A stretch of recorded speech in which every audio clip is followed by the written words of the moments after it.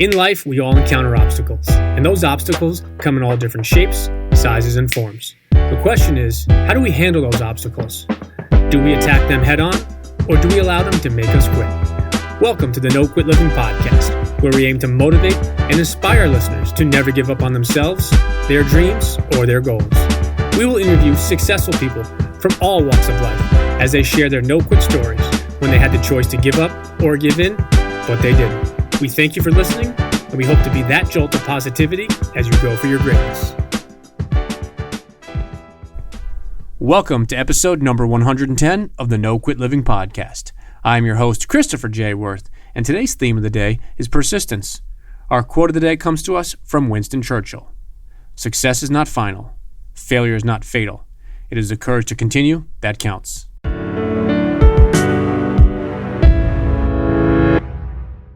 I'm happy to bring you today's episode.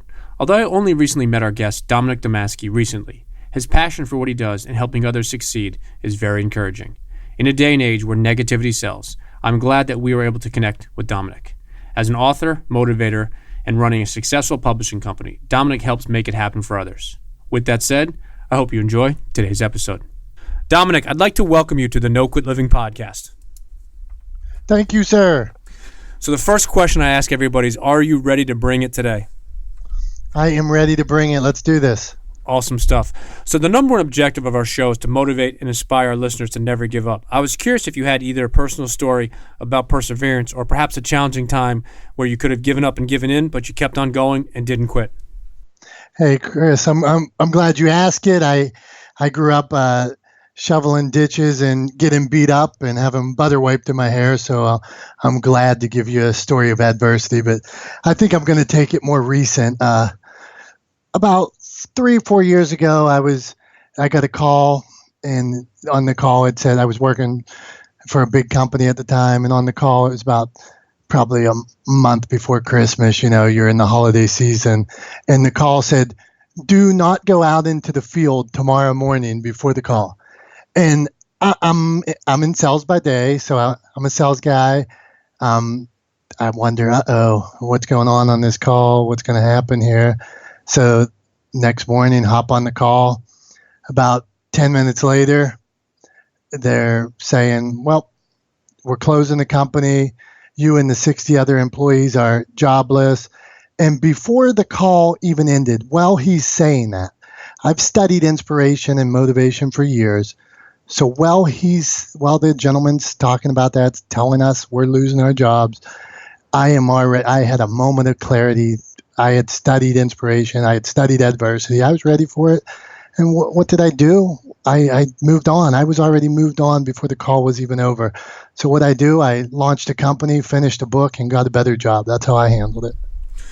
You know, it's interesting that you share that, and I appreciate you being as transparent as you were. But, you know, when we look at different things and we talk on our show and some of the speaking and training and coaching we do, is we feel that it's not a question of if you get hit by adversity. The question is how many times. And the second piece of that is, what are you going to do? You can either hang your head and say, woe is me, or you can, you know, take life by the horns and continue to move. And obviously you moved forward even before the call was over. So kudos to you on that. Here's a different question, is if you wouldn't mind just giving our audience just, 20, 30 seconds of who you are and what you're doing today after that 3 or 4 years has passed from then to now. Hey, no problem. What I do at my root is I share inspiration. As I said, I grew up getting beat up, getting butter wiped in my hair. I went broke in business, lost $500,000 when I was 25 years old, was in a government repayment plan for years and years. But I pushed on. And so through all that adversity, I just learned, and I studied guys like you. I see you lifting weights and stuff on the internet. I studied you. I studied the Dale Carnegies, the Norman Vincent Peales, the Joel Osteens. And I started to think, I got something to say. And what I had to say was a little different. My story is about going broke and coming back from it and picking yourself back up. And so I wrote my first book years ago, and then people started saying, hey, would you help me write a book? Or that's interesting. Would you come speak somewhere? And it all came from that. So now I help people all over the world publish books, and I write more books and just try to share inspiration on social media 24 hours a day. So for me, it's all about sharing inspiration, whether it be your story, somebody else's story. I love inspiration and want to share it however I can. That's something that hits home near and dear to the No Quit family. So I definitely appreciate the sharing of the positivity and motivation. And I think I was just actually interviewed on someone else's show about 15 minutes ago. We finished wrapping up, and the big thing we talk about is that there's so much negativity out there, and if you have a platform or an avenue or a way to connect with people in a positive way and motivational, it's amazing. And I think there's so many people in this country that just need that positive reinforcement to say, hey, when things get tough, it's important that you make sure that you do the right thing. So I'm glad that you shared that. And I want to just touch on your website. I think it's awesome. It's motivationalchamps.com. And before we went live, you and I spoke about the boxing logo on the top. How did you get that domain name? I figured that would have been impossible, or you would have had to pay multiple thousands to get it, or maybe you did. No, I did not do that. And I've probably been in 50 fights when I was a young kid and growing up. So I lost a lot of them. I lost my share. If you look close at me, I got scars over both of my eyes from the battles I lost. So that Rocky, that motivation, that fighter was something I always followed and believed in. And so when we started, it was all motivation. It had to be motivation. And we thought about it. And actually, me and my son sat by the computer years back, and he was just a little boy into wrestling at the time. And I honestly think he was probably like 5 years old. And we sit there thinking, he's like motivation John Cena. I'm like, no, that's not going to work. And we looked at it and thought, what do we want it to be? What do we want it to be? And that's how we came up with the Motivation Champs, realizing that it's not just about me. Everybody's a motivation champ. Those people sharing their story. I think early on, I thought I was naive at first, and I'm embarrassed of it. At first, I was like, I'm the motivation champ, and I'd tell stories like that, thinking, look at me, I got my first book published, or I played college basketball, or whatever it was. I thought I was the motivation champ. Then over the years, you meet so many inspiring people, and you realize, hey, they've got a story and they're the motivation champs. So that's kind of how it evolved. No, I like that. I think we're all motivational champs in some way, shape, or form. So if you had to define yourself in one word, what would that word be? Persistent. That's a great word. So spinning off on persistent and knowing that you've had your ups and downs, as we all have in life, how do you today in 2018 define success? I always say I'm glad you asked. I like to sum it up like this. I had a business meeting one day with a gentleman, and we're sitting in a Panera, and the guy starts telling me how rich he is. And he's like, I'm rich. I love money. I affirm money. I have $10 million. I'm rich. I affirm money. I want money. I need money. And I'm sitting there like putting my hand over my face, like slinking down in the chair. And the guy just keeps talking louder and louder and louder. And people are looking at us. And I'm looking at him thinking, if that's success, I don't want it, because you're a jerk. And as I study inspiration, success is a desired aim or purpose.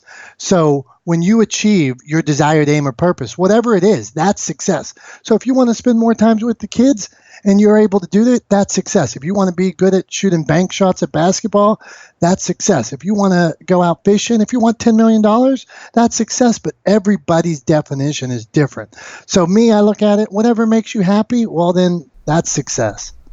No, I love that question, and we've asked that well over 100 times now, and it's always interesting because you get a different answer, and I think you hit it on the head. It's not about just one overall definition, because what success is to me could be totally different to you, but the biggest and the best part about that question is everybody typically answers it how they define success. And there's nothing wrong if someone wants to chase a monetary number or have this amazing house that they built or whatever it is. But the important part is that it's individualized for you and your specific needs. So I appreciate you sharing that for us. So because we're all about adding value to our listeners, I was curious if you have either a morning ritual or a daily ritual that you swear by. Here it is, and my wife will be mad at me for this, but I like to get up early, and I believe in extending the day. If you want something bad enough, you'll find the time. That means sometimes I keep strange hours. Sometimes when I'm hot and I'm writing, sometimes you'll see me on the internet at 3 o'clock in the morning, and sometimes you'll see me up at 5:45. But usually I'm up at about 5:40 every day, and that's when I start. So I get hours and hours in while the other people are sleeping. So what my ritual would be is extend that day however you can. No, it's interesting, and I've found that a lot of our guests have some morning ritual, and a lot of them get up early, and it's basically almost word for word for what you said is not only extending the day, but getting a head start on whatever it is you want to do. So I appreciate you sharing that. I wanted to ask you a question. Assuming the 20-year-old version of yourself would have listened, what is the one piece of advice you would have given the 20-year-old Dominick? Wow, you are good at this, man. Okay. If I'd tell him, don't be an idiot. So I think when I was 20 years old, I just thought that I could always outwork everybody and it would just work out. And as a 40-year-old Dominick, I still want to outwork everybody, but you have to put some analytics into your success. You can't just think that because you put more sweat in that you're going to win. You have to study people like yourself. I need to look at what everybody else is doing to better myself. So I'd say to myself, hey, Dom, take it easy. Look around yourself. Mimic the people being successful. Follow their lead. And I think that's the route I would take. Dom, don't be an idiot. No, I think that's good advice. So here's a different question for you. If you could have dinner with anyone, dead or alive, who would it be and why? Okay, I'm a Lincoln. I'm fascinated by it, and if you ever get a chance, I want you to read my book, The Journey of the Grunt. But if you ever get a chance, read The Unknown Lincoln by Dale Carnegie. Dale Carnegie he would be on the Mount Rushmore of inspiration. But Lincoln, one of our greatest presidents, failed so many times in his life. He lost 20 elections. The love of his life passed away. He lost a son.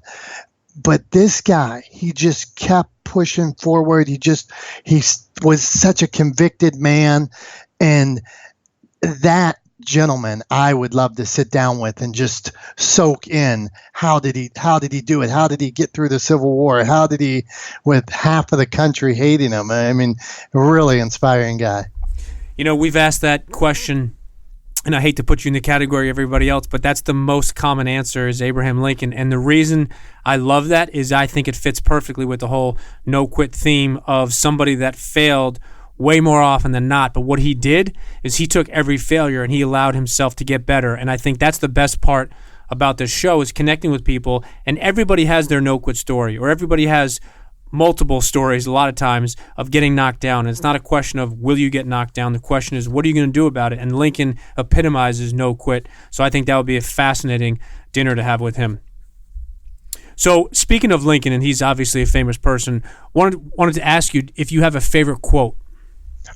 I'm a big quote guy. I love Og Mandino. If you don't know Og Mandino, then another guy, check out his works. But I'm gonna go with Winston Churchill, and it is success is not final, failure is not fatal. It's the courage to continue that counts.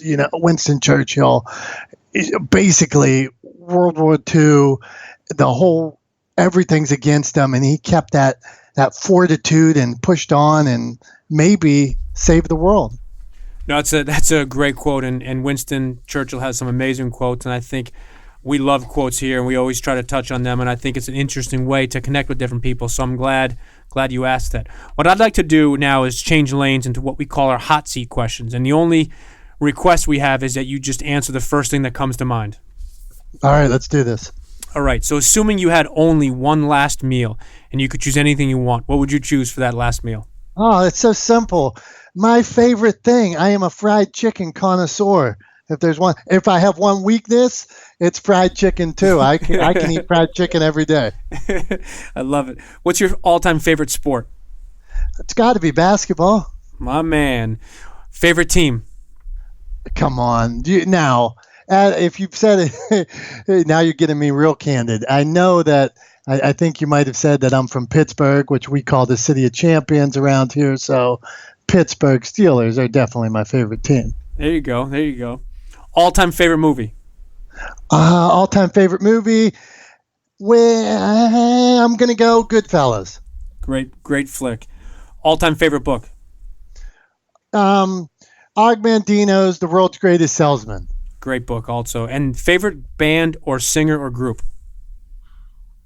This might be a little corny, but I'm in between here. If I was being PC, I would probably say Billy Joel, but the truth is it's probably Eminem. All right, I thought you were going to say Vanilla Ice. If you were stuck in a foxhole and you could only have one person to have your back, who would it be? My wife. She's been with me 20 years, and I have a friend that says I took her to hell and back. I made her go broke when I had a restaurant, and she stuck with me, and she's been supportive and believed in me. So definitely my wife. No, that's awesome. And I don't think you made her go broke. You just wanted her to experience some challenges along the way. Yes. So you touched on your book, The Journey of a Grunt. I wanted to know if you have anything else exciting or anything you'd like to share with the listeners about something that's coming out possibly in the future. I'm full of secrets, so I'll let you in on it. I have a publishing company. It's Motivation Champs. What we do is we share inspiration. We share it across the globe. Sometimes it's helping people just share their message on social media. If you want to hop on one of my pages, I have a Motivation Champs page, a Go Ask Your Dad page. Hop on there, share some stuff. Love to see what's inspiring you. But I help people publish books. I have a guy named Paul Gray. He published a book called Convertible Conversations. A group of gentlemen, they published a book called Godly Men Make Godly Fathers. Just signed a guy out of Chicago, Brian P. Swift. He really inspiring gentleman. And in my spare time, I'm always working on movie scripts. I just keep writing away. No, that's awesome. I think it's interesting. A lot of the people we talk with and interview have different things that they're working on, and I think it's always interesting to find out about some of our guests. And I did not know the script piece, so I'm glad you shared that with us. So before we let you go, Dominick, I wanted to ask if you have any parting words you'd like to leave with our listeners. I think since we touched on the logo and adversity and some things like that, I think what I want to leave with you. We are going to get knocked down. It's going to happen. But when you get knocked down, get back up and keep swimming. Keep swinging. That's what I got for you. No, I think that's great advice, and I think it's something that in all walks of life, whether it's business, personal, relationship, whether you're in high school or middle school, or you could be 75 years old, we're going to encounter those challenges. And it's not a question of if it happens. The question is, first, how many times does it happen? And secondly, what do you do? And do you keep getting up and do you keep fighting? And per your comment about Lincoln is, do you learn from those failures? And I think the most successful people in all walks of life have failed more often than not. And it's not a question of, nobody asks a company, hey, how many times did you fail? Nobody asked Apple how many times they failed with different things. Nobody asked Steve Jobs, well, what happened 7 years ago? They look at what's happening now, but the question and the correlation is, how do you learn from those failures? So I really appreciate you sharing that. So I wanted to ask you the last question, and I promise it's probably the easiest one, is what's the best way for our listeners to either connect with you, follow you, or possibly check out your books if they want to buy some of them? Hey, please check me out. I'm honored to be here today. Chris, you did a great job. But if you would check me out, I'm Motivation Champs. I'm Motivation Champs everywhere. So look me up. The website's www.motivationchamps.com. I'm on Facebook as Motivation Champs. We got some groups, we got some pages. So motivationchamps.com. Look me up, share some positivity with me. I'd love to see what you got. No, I love it, and I really appreciate you spending some time with us today. I love what you share with us, and I love, as I mentioned, the logo and what your company stands for. So I would definitely recommend that our listeners connect with you. But thank you again for not only your time, but what you share with us today. Hey, you're the man. Thank you very much.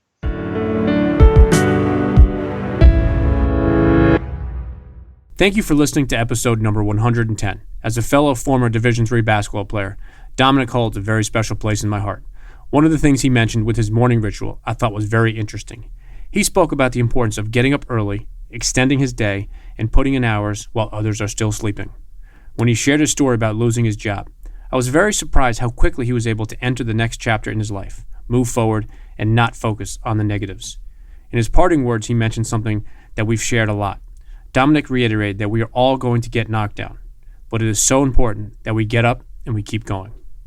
So my question to the audience is just that. Have you recently, or what will you do the next time you get knocked down? Will you sit there and wallow, or will you get up and go?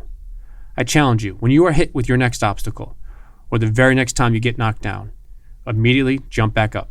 Don't think, don't hesitate, don't wonder or ask yourself what if. Instead, make an immediate decision to move on, progress forward, and go for your greatness. And lastly, to our listeners, thank you. We truly appreciate your time, and we hope our episodes inspire you to keep on attacking life and never giving up. To quote Dr. Norman Vincent Peale, it's always too early to quit.